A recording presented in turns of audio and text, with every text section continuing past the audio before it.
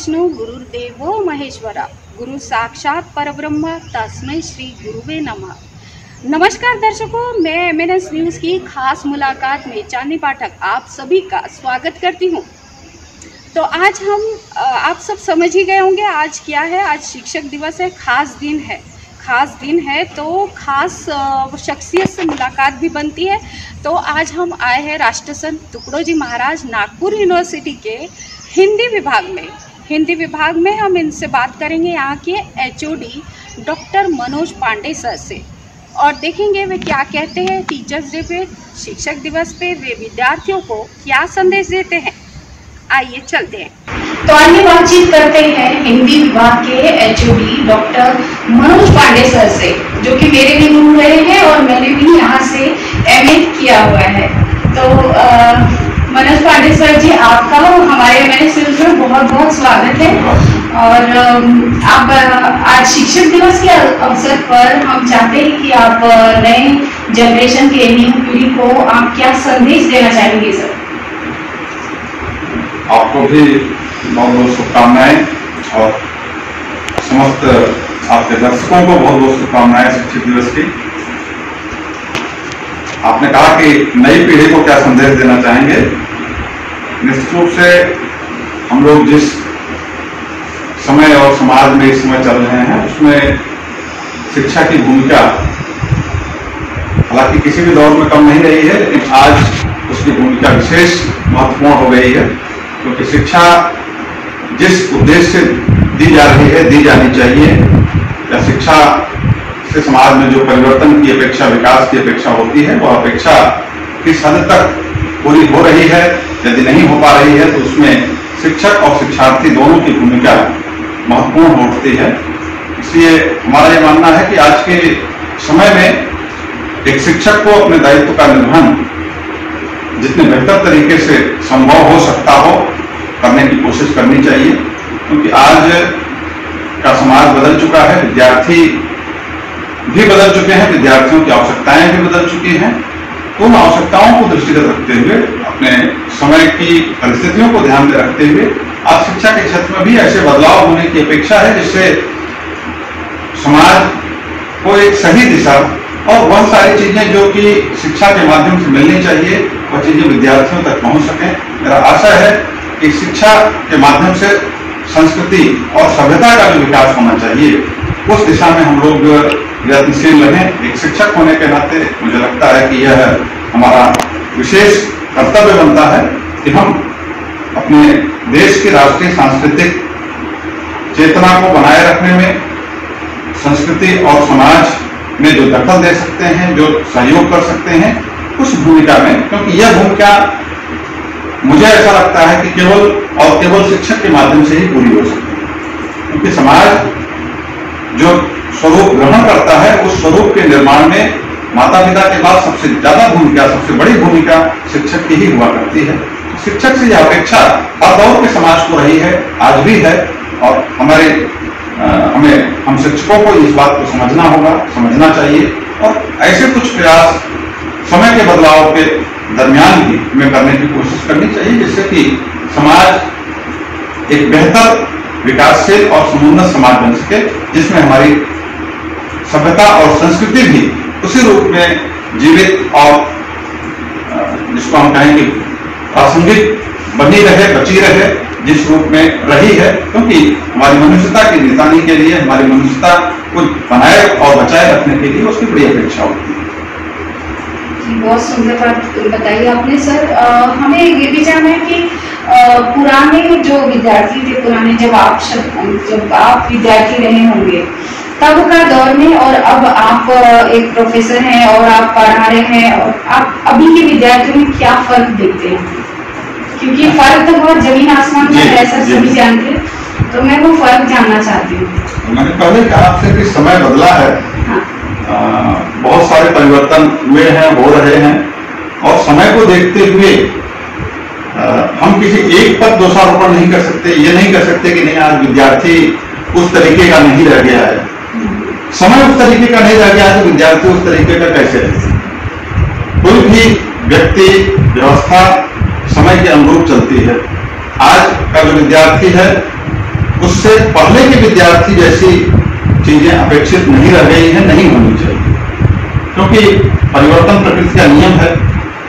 आज के इस परिवर्तनशील दौर में जो विद्यार्थी या कहें कि विद्यार्थियों की जो दशा है, जो स्थिति है, जो उनके सामने चुनौतियां हैं, उन चुनौतियों के अनुरूप ही हमारे समाज में जो चीजें दिखाई दे रही हैं, हाँ, यह जरूर कहना होगा कि इस विद्यार्थी को या इन विद्यार्थियों को या बदले हुए स्वरूप के विद्यार्थियों को संभालने के लिए, उन्हें और बेहतर बनाने के लिए, सही मार्गदर्शन प्रदान करने के लिए शायद पहले के विद्यार्थियों से ज्यादा संवेदनशील होकर के विचार करने की आवश्यकता है। पहले के विद्यार्थियों से ज्यादा जिम्मेदार शिक्षक की भूमिका की आज आवश्यकता महसूस की जा रही है, क्योंकि आज का समाज और यद्यपि पीढ़ियों के अंतराल के संदर्भ में ये बात आती है कि हर दौर के समाज के समक्ष कोई न कोई संक्रांति काल रहा है, रहता रहा है, और हर दौर में पीढ़ियों के अंतराल में यह बात उठती रही है कि नहीं, पहले की चीजें बहुत बेहतर थी, पहले के शिक्षक, पहले के विद्यार्थी अच्छे थे, आज के शिक्षक और आज के विद्यार्थी या आज का समाज उस रूप में नहीं रह गया है। पर यह बात सच नहीं है। हमने कहा कि हर दौर अपने आप में सही होता है, अपने आप में अपने समय का प्रतिनिधि होता है। हमारी कोशिश ये होनी चाहिए कि हम जिस भी भूमिका में हैं, शिक्षक की भूमिका में है, विद्यार्थी की भूमिका में है, माता पिता की भूमिका में है, एक सामाजिक की भूमिका में है, सामाजिक कार्यकर्ता की भूमिका में है, जो भी भूमिकाएं जिसकी हैं, अपनी भूमिका का निर्वाह करते हुए हमें कोशिश यही करनी चाहिए कि आज के पीढ़ी को समझना होगा, आज की पीढ़ी की जो अपेक्षाएं हैं और समय में जो अपेक्षाएं उनके साथ जुड़ रखी हैं, वे उनकी कैसे पूरी हो सकती हैं, उस दिशा में हमें प्रयास करना चाहिए। कोई बहुत बड़ा अंतराल, इसलिए मैं यह नहीं मानता हूं कि बहुत अंतर आ गया है। अंतर समय का होता है, अंतर व्यक्ति का नहीं होता है। व्यक्ति वही है, जेनेटिक रूप से जो इंसान पहले था आज भी वही है, उसमें कोई बदलाव नहीं हुआ है। बदलाव हुआ है समय के अनुसार चलने वाली चीजों में, तो उसको उसी तरीके से देखा जाना चाहिए। जी सर, आपने बहुत सकारात्मक संदेश दिया है और अभी की नई पीढ़ी को शायद समझ आ जाएगी। और आपका सर ये कीमती समय आपने हमको दिया, इसके लिए बहुत बहुत धन्यवाद आपका। धन्यवाद, बहुत बहुत धन्यवाद आपको। तो आइए बातचीत करते हैं प्रोफेसर डॉक्टर संतोष घिरे सर से। जानेंगे कि वे स्टूडेंट को क्या संदेश देते हैं। नमस्कार सर, आपका बहुत बहुत स्वागत है हमारे MNS न्यूज में, खास मुलाकात में। और हम चाहते हैं कि आप नई पीढ़ी को क्या संदेश देना चाहेंगे इस शिक्षक दिवस के अवसर पर। मैं यही संदेश देना चाहता हूँ कि शिक्षा क्षेत्र जो है एक पवित्र क्षेत्र है और एक सामाजिक अभियंता के रूप में हम शिक्षक को देखते हैं। सदियों से वो शिक्षा का या अध्ययन अध्यापन का काम कर रहा है और इस कोरोना काल में भी वो कर रहा है। इसलिए हम एक नया भारत जो है उसे निर्माण करने में शिक्षकों की बहुत बड़ी भूमिका रही है और इसी भूमिका का निर्वहन वो करता आ रहा है। और मैं इस मौके पे यही संदेश देना चाहता हूँ कि शिक्षकों का जो दायित्व है तो अपनी पूरी तन्मयता के साथ निभा रहे हैं और अपने इस कार्य को जो है निरंतर आगे बढ़ा रहे हैं। इस हेतु मैं सारे शिक्षकों को और विशेष रूप से इस कोरोना काल में भी जिन्होंने अच्छी काम किए हैं उनको बहुत बहुत बधाई देना चाहता हूँ और उनका मैं अभिनंदन करता हूँ। चलिए सर, आपने कोरोना काल कहा, तो कोरोना काल में जैसे कि ऑनलाइन स्टडी हो रही थी आजकल, तो ऑनलाइन स्टडी कहाँ तक आप उसको सही मानते हैं कि मतलब वो कहाँ तक हो पाती है, रियल में हो पाती है या फिर बस उसकी भरपाई होती है?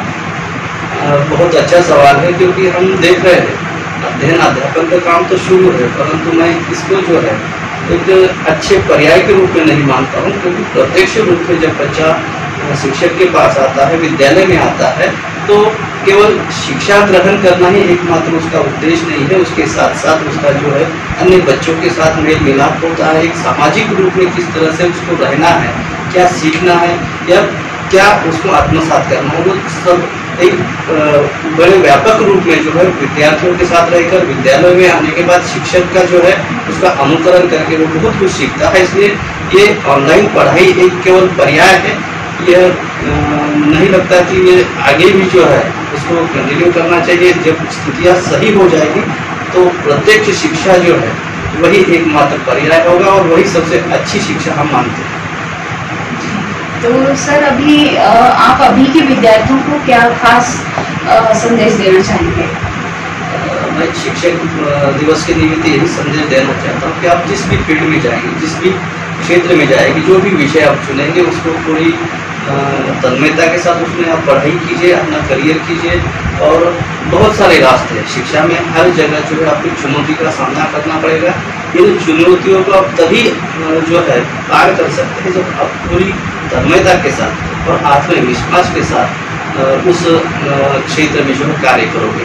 कोई भी क्षेत्र आज आसान नहीं है, हर क्षेत्र में आपको चुनौती दिखाई देगी और ये चुनौती तभी आप हल कर सकते हैं जब आप यानी स्वयं प्रेरणा से जो है उस क्षेत्र में आगे बढ़ोगे और अच्छा काम करोगे।